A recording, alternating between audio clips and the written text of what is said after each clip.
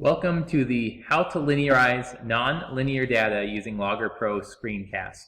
The goal of this screencast is to show you how to use tools in LoggerPro to write equations for data that's not linear by following a process called linearization. I plan to create another screencast to show you the same steps or similar steps in Excel. Some assumptions: I'm assuming that you already know how to write equations for data that is linear. And I'm also assuming that you are somewhat familiar with the idea or concept of linearization, such as having done a reading or seeing a demonstration of it. All right, so the steps that we're going to follow: first, we're going to graph a set of data in LoggerPro. Next, we're going to identify the shape of the trend in that graph. We're going to create a calculated column to modify either the x or y axis of our data. We're then going to graph the new set of data. That's called a test plot.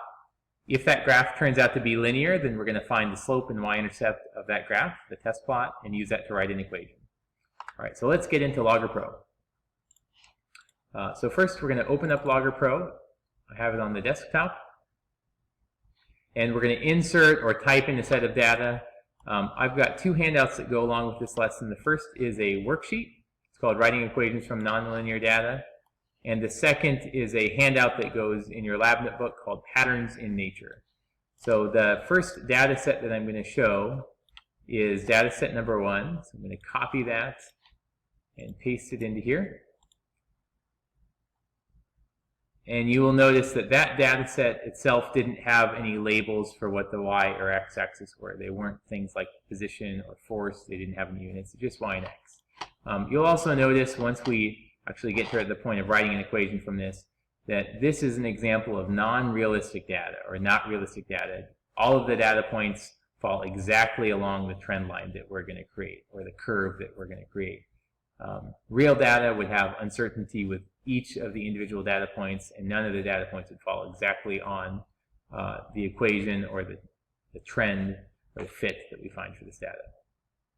Okay, with that said, the first of our steps after graphing it is to identify what pattern or trend this seems to follow. And I'll just move this over here. If you notice the trend of the pattern, it looks like this is what's called a top opening parabola. So on the left-hand side, that's an example of a square relationship. Y is related to the square of x. The parent equation for that relationship is y equals ax squared plus b. So y equals something times x squared. All right, so now that we've identified that, we're also going to use this chart to help us figure out what we should do in order to linearize the data. So since it's a square relationship, we're going to try creating a test plot where we graph y versus x squared. Now, it's possible that this, even though it looks like the graph of y equals x squared, it could also be something else. It might be y is equal to something times x to the third power, or y equals something times x to the fourth power. And once we go through this process of linearizing it, if when we graph y versus x squared it turns out to be linear, then we'll know that it's a square relationship. If it doesn't turn out to be linear, then we'll try something else, like y versus x cubed, or y equals x to the fourth. Okay, so since we think this is y equals something times x squared, the next step is to create a calculated column where we square all of the x values. So to do that, we're going to go up to Data, and a new calculated column. Okay. The column that we're going to modify is the x-axis. I'm going to call this x squared. I'm going to write that out. A short name for x squared, I'm going to use the letter x, and I'm going to select a superscript, which means it goes above, and 2. So x to the power of 2. And in this case, it doesn't have any units. This is not real data. These were just titles or labels that are going to be in the column and on the graph. The expression is what's actually telling the computer what to do. So in this case, what we want to do is take each of the numbers for x and square them. So 1 squared would be 1, 2 squared would be 4, 3 squared would be 9, 4 squared would be 16. And we want to do that for us. So to do that, we're first going to select variables in the expression box. We're going to select x, and then we've got some options for how to tell it to square it. You can go x caret 2. That works. You could also do x times x. That also works. I'm going to do x caret 2. and select Done. Now, if you look back at our data set, it looks like the original X column is gone, but it's actually just not fitting in that space. So to make it fit, I'm going to go to Page, Auto Arrange. And we can see our X column, our Y column, and our X squared column. And if you look, it's true that each of the X values, like 2 squared is 4, 3 squared is 9. It was able to do that. So this graph that we have here has not changed. It's still our original graph, but we're also going to create what's called a test plot. So to do that, I'm going to go Insert, and I'm going to insert a graph. So there's 2 graphs here. I'm going to select Page, Auto Arrange again, so that they will fit on the screen.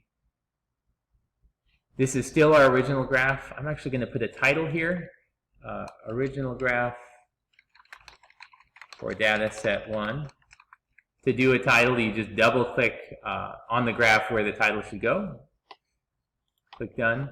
And then this is now going to be our test plot. Test plot for data set number 1. Okay, that's nothing new. I'm just putting a title on that. Okay, now if you look on the axis, this actually automatically chose to go X squared versus X for us, which isn't what we wanted. If we go back to our chart, since the original graph was a top opening parabola, we want to use graph Y versus X squared. So to do that, we click on the column that says X squared, click on the Y axis, and instead we're going to select Y. So click once and then select what you want it to graph. And on the X axis, we're going to click once and then select X squared. So this is now graphing Y versus X squared, and you'll see that it already made the graph fit, or the dots fit on the graph. Okay. Now hopefully you can tell by looking at this, this original data set is definitely a parabola. It's definitely curving upwards. This new data set looks pretty linear. So to check and see how linear it is, we're going to click once on the graph and then click up on the linear fit button. All right. In this case, you're actually going to see that this is a perfectly linear fit, and that was because this wasn't real data. It says the slope of the graph is 2, there's no y-intercept, and the correlation coefficient is 1. That means all of the data points fit exactly perfectly on the line.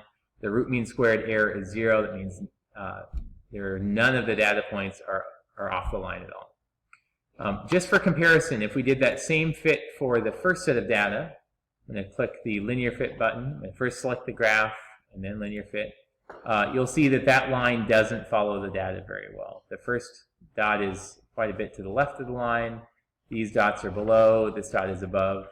And if we look at the correlation coefficient, the closer that number is or further away that is from 1, the worse the fit. And the root mean square error shows us that on average those data points are either above or below the line by 8. In this case, there aren't any units, but 8 units on the y-axis. Okay, so I just did that as a comparison to see that, yes, this is a better fit, but we don't want that linear fit line left on data set 1. That might make it look like we actually thought it was linear, which it is not. So I'm going to click X to get rid of that. It may, and if this is an actual lab, you might keep track or write down what the correlation coefficient and root mean squared error was from your original graph. Write that down somewhere in your lab notebook. Okay, we're going to get rid of that. All right, so we're almost done here. The last step is just to use this information to write an equation for the data. So I'm going to go back to a Microsoft Word document just so that I can use this to rewrite the equation y equals mx plus b for this actual graph. So what we're actually graphing, instead of y, we still have y on the y-axis. In this case, the slope was 2, did not have any units. The x-axis is x squared. So x, I'm going to go into equation tools here.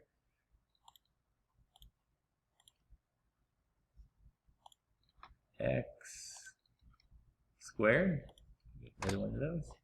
And then there was no y-intercept. So the actual equation for this graph is y equals 2x squared plus 0. All right, and if you'd like, you could go ahead and check those things for yourself. If, for example, you plug in 1 to this equation, it'd be 1 squared times 2. The y value would be 2. That's what we have here. Or just to pick a different number, if we plugged in 5 for x, 5 squared is 25, times 2 is 50, and when x is 5, y is 50.